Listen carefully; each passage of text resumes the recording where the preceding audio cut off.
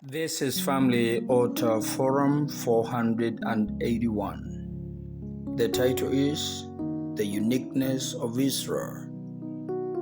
If you are listening to us for the first time, we encourage you to press the subscribe bell so that every time we produce a new podcast, YouTube will be able to inform you automatically. Right into your iPhone, into your phone, into your computer, and into your laptop or tablet. And those who have continued to patronage this program, I strongly appreciate you, and I invoke a blessing upon your life as you continue to enjoy these podcasts and also sharing them with others. This is John Jue Elias, and I welcome you on behalf of the crew that makes possible Family Author Forum program. Now, the uniqueness of Israel. Israel as a nation is not like just any other nation on the face of the earth. It is an icon that the Creator God made about this particular nation. So Israel as a nation, Jerusalem as a city, they are unique because the living God made them unique. At the moment, we know that there is a war that is going on between Israel and Hamas at the Gaza Strip. Many people have said different things, including preachers. Some of them saying, just pray for Israel. You don't have to pray for Palestinians. Others saying, why would you pray for Israel? And Israel is just a nation, like any other nation. There is a history behind the nation of Israel. The recent wars in 1948, May 14, UN recognized Israel as an independent nation. And since then, Israel has been in the League of Nations in terms of recognition and in terms of their operation as an independent state from any other settlement in Palestine. But right from the Old Testament scriptures, we see how the living God identified this nation through Abraham, who was called from Iraq, Syria then. And then also, we do have his son Isaac, who was the son of the promise and was promised of a nation. We also do remember Jacob, from which the current nation of Israel, as is known in the Bible, Old Testament, constitute the 12 sons of Jacob, formed up the nation of Israel, as you would read that from Genesis chapter 29, 30, and 31. We do also recall that the living God told Abraham in Genesis chapter 15 and verse 13 that he will allow his descendants to be in a foreign land for 400 years. And that's exactly what happened when the nation of Israel, then not a nation, but when Joseph went to Egypt, and then his father Jacob followed him, and you can read that account from the book of Genesis, chapter 37, the account of Joseph, and then coming to 40, 41, 42, you will read of how Jacob, now with 70 souls, others, went to Egypt.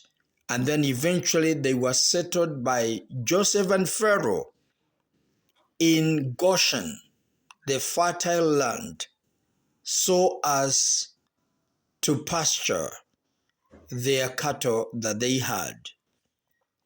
And they were there for 430 years, just like the living God had told Abraham several years before.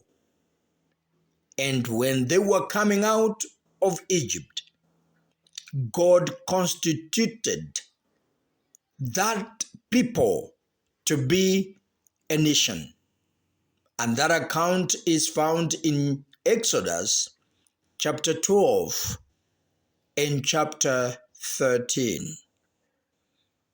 And thereafter, God called Moses and he informed him of his intent and purpose with that group of people that had been delivered from slavery in Egypt, because for some years they were treated as slaves by their taskmasters.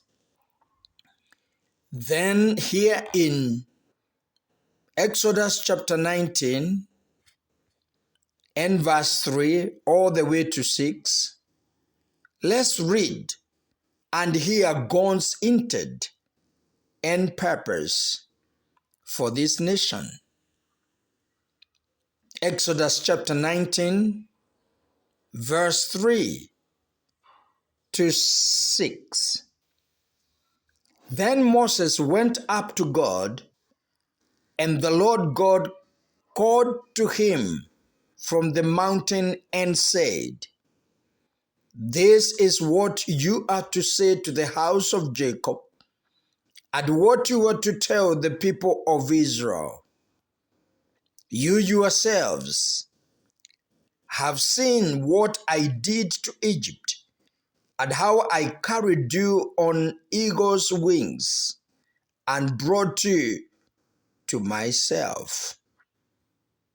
Now, if you obey me fully and keep my covenant, then out of all nations you will be my treasured possession. Although the whole earth is mine, you will be for me a kingdom of priests and a holy nation. These are the words you are to speak to the Israelites." Brothers and sisters, we can right here from these verses see the intent and the purpose of God for this particular nation, that he had delivered her from Egypt and carried her on eagle's wings in the wilderness for 40 years. He had called this nation to himself. And then verse 5 says, "If you obey me and keep my covenant, then out of all nations you will be my treasured possession." It is important for us at this time, brothers and sisters, to understand that the nation of Israel is a treasured possession. And they are a people unique from all other nations in the earth. It may not appear so, but I can challenge you. If you read about the account of this nation, since the time it was formed from Egypt, uniquely you will find that they are a special people to God. And verse 6 tells us the intent of that purpose of God about Israel, that it was to make them a kingdom of priests and a holy nation. They, as a nation, is a kingdom of priests among other nations, and is a holy nation among other nations. The nation of Israel is a unique slot that God has made it for her. It's not just like any other nation.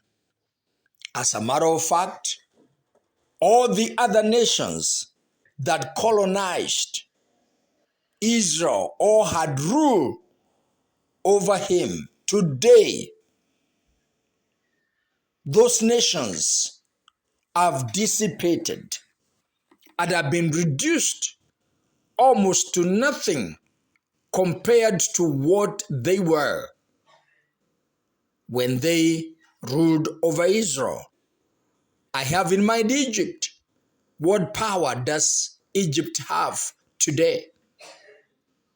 You can see in Genesis and Exodus, Egypt was a superpower. It was a great nation. But where is Egypt today in terms of yesteryears? That was a power. Then we can come to Assyria. Where is Assyria today? We can come to Greeks. What is Greece today? We can come to Babylon. Where is Babylon today? We can continue and see Roman Empire. Where is that great Roman Empire today? Brothers and sisters, what about Medes and Persians? Where are they today?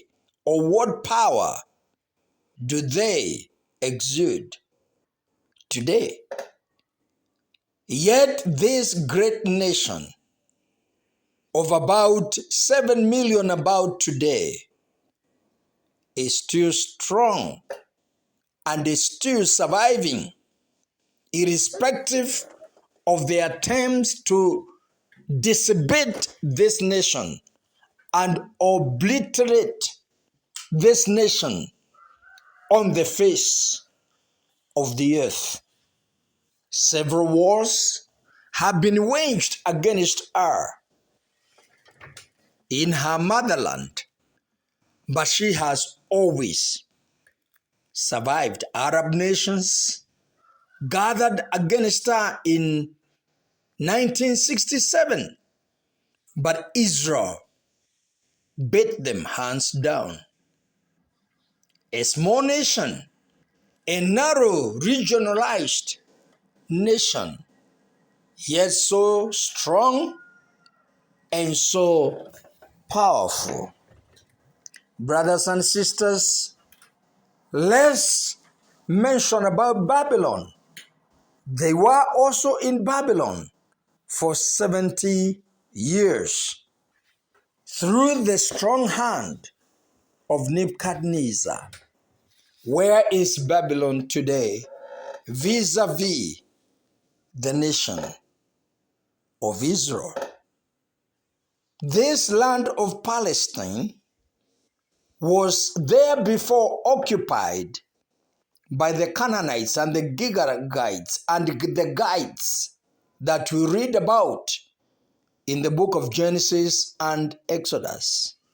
But because of their ungodliness, God removed them from that region and gave the specific territory to the nation of Israel under a covenant.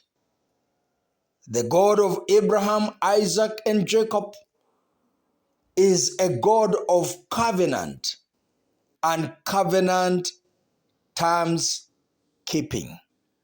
And what God said under oath, no nation, no tribes, or no a group of people that are able to successfully fight against what God sealed in a covenant. There was blood of the covenant that was shed during Abraham's covenant with God. There was also blood as a seal that was shed when Moses and the nation of Israel were covenanting with God. Brothers and sisters, regardless of what different individuals are saying about Israel, it behooves us to go back to history and biblical history, scriptural history, and have an analysis, critical analysis of what this small nation, as it looks to be, with a few number of people, as low as 7 million, are unique and will continue to be unique. There are enough scriptures that command us to pray for the nation of Israel. In the book of Psalm 121, 137, 126, they continue to identify Israel as a unique nation. Until we take it further in the next podcast, God bless you. Bye-bye.